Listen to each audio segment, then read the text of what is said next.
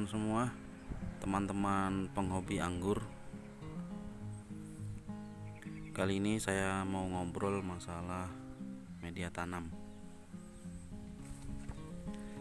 Jadi anggur ini membutuhkan media tanam yang menurut saya sih harus kita perhitungkan ya, harus kita siapkan betul-betul supaya pertumbuhan anggurnya, pertumbuhan tanamannya itu sesuai dengan yang kita harapkan.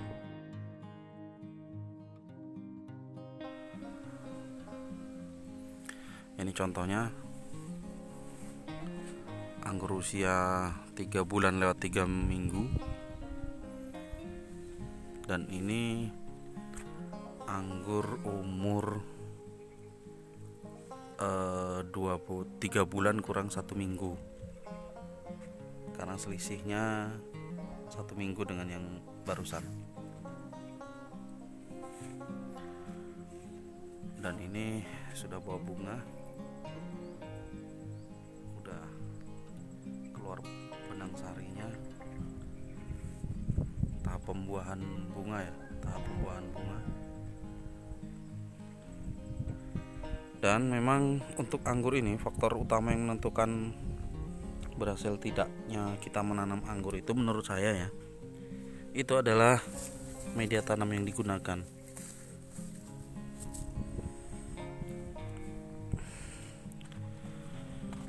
Sebenarnya sih nggak ribet, cuma yang dibutuhkan anggur ini adalah media tanam yang pertama poros.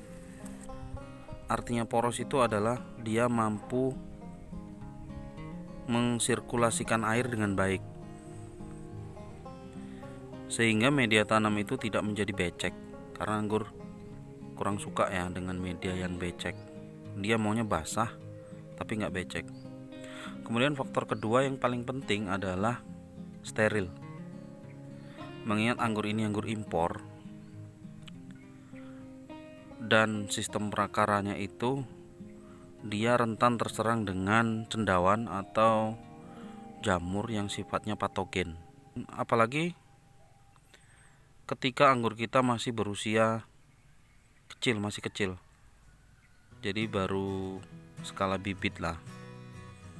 Bahkan yang besar pun, yang udah besar pun, dia rentan terserang oleh jamur akar. Lalu kemudian apa aja sih bahannya, apa aja sih media tanam yang digunakan itu? Kalau di sini saya menggunakan yang pertama adalah sekam padi. Sekam padi.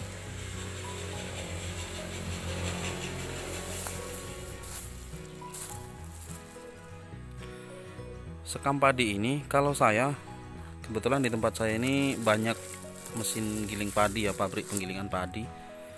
Saya pilih sekam padi yang benar-benar baru keluar dari pabrik, baru dari proses penggilingan.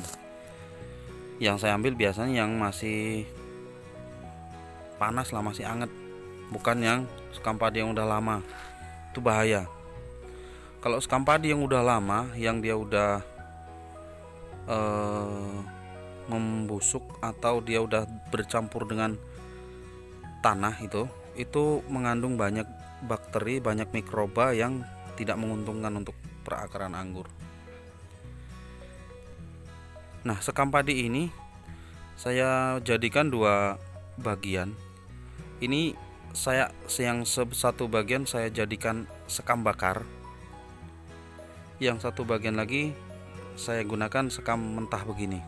Nanti saya campur perbandingannya, biasanya saya gunakan perbandingan 1:2. Sekam bakarnya 2 bagian dan sekam mentahnya 1 bagian. Lalu ditambah lagi dengan ini yang paling penting. Lalu saya tambahkan kompos. Ini kebetulan stok kompos saya udah habis, saya campurkan. Kompos yang berasal dari jangkos sawit, jangan kosong sawit itu yang sisa pengolahan dari pabrik, dicampur daun-daunan, dicampur dengan pupuk kotoran hewan, kemudian difermentasikan di tempat tertutup dengan dibantu ini EM4. Kemudian setelah 3 atau 4 bulan dia semuanya bercampur jadi halus, jadi bubuk ini. Dan setelah dibongkar itu nggak bisa langsung kita gunakan, harus kita diamkan dulu, kita dinginkan dulu, kita angin-anginkan dulu selama mungkin hampir 1 bulan, barulah kita ambil dan kita campurkan ke media ini. Yang keempat adalah sedikit pasir sungai. Pasir sungai yang udah lama udah lama didiamkan. Kemudian dicampurkan dengan perbandingan arang sekamnya 2 bagian, ditambah sekam mentahnya 1 bagian, ditambah komposnya ini 2 bagian, kemudian pasirnya setengah bagian, kemudian tambah lagi tanah setengah bagian. Fungsinya tanah ini adalah untuk menahan nutrisi supaya tidak langsung larut ke mengikuti air. Pasirnya adalah untuk pegangan akar supaya dia bisa memegang erat pada media tanamnya. Kemudian ketika proses mencampur ini, saya tambahkan dolomit secukupnya untuk membantu menetralkan asam tanahnya. Sebenarnya ada satu lagi media tanam itu yang sangat bagus, yaitu humus bambu. Humus bambu ini bisa diambil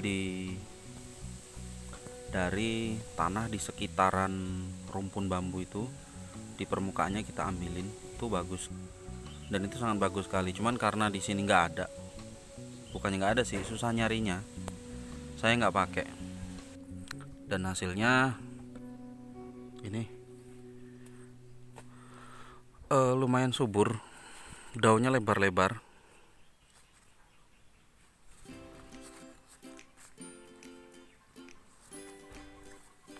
Ini bintik-bintik ini karena kemarin kecipratan, saya nyemprot rumput kemarin kecipratan, mungkin jadi dia bintik-bintik. Ini juga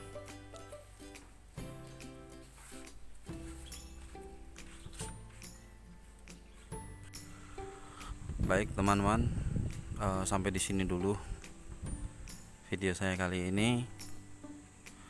Di video selanjutnya saya akan berbagi pengalaman saya bagaimana cara menanam, bagaimana memperlakukan bibit yang baru kita terima. Kalau bibitnya itu datang dari lokasi yang dekat dengan kita, nggak melalui proses pengiriman yang memerlukan waktu berhari-hari, itu sih nggak terlalu menjadi problem ya. Tapi kalau yang saya jauh, yang saya memperoleh bibit ini melalui proses pengiriman, melalui proses ekspedisi paling enggak 4 hari, sehingga perlu perlakuan khusus agar bibit ini dapat tumbuh dengan baik. Demikian, semoga video ini dapat memberi manfaat. Wassalamualaikum warahmatullahi wabarakatuh.